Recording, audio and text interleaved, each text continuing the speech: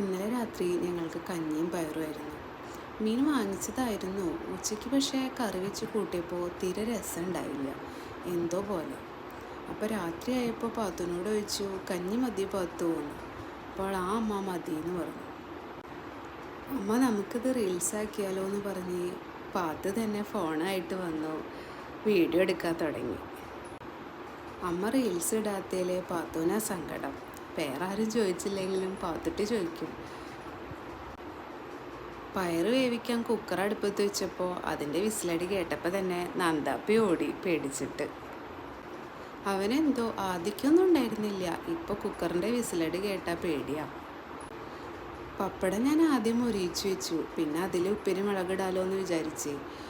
അതൊക്കെ കഴിഞ്ഞ് വരുമ്പോഴേക്കും പപ്പടം ഫുൾ പാത്ത് കഴിച്ച് തീർത്തിരിക്കുന്നു. അങ്ങനെ കഞ്ഞിയും പയറും കാലാക്കി താഴെ ഇരുന്ന് ഞങ്ങൾ 3 പേരും കൂടി കഴിച്ചു. ഇങ്ങനെ ഒരുമിച്ച് വട്ടം വളഞ്ഞിരിക്കുമ്പോൾ ഞങ്ങളെ മിസ് ചെയ്യുന്ന ഒരാളുണ്ട്. മറ്റാരുമല്ല, ഞങ്ങളുടെ അച്ഛനെ. പ്രവാസികൾക്ക് മാത്രം മനസ്സിലാവണ കുഞ്ഞു കുഞ്ഞു വേദനകളാണല്ലേ ഇതെല്ലാം. അങ്ങനെ കഞ്ഞി കുടിച്ച് അച്ഛനെ വീഡിയോ കോൾ ചെയ്തിട്ട് ഞങ്ങൾ കിടന്നു.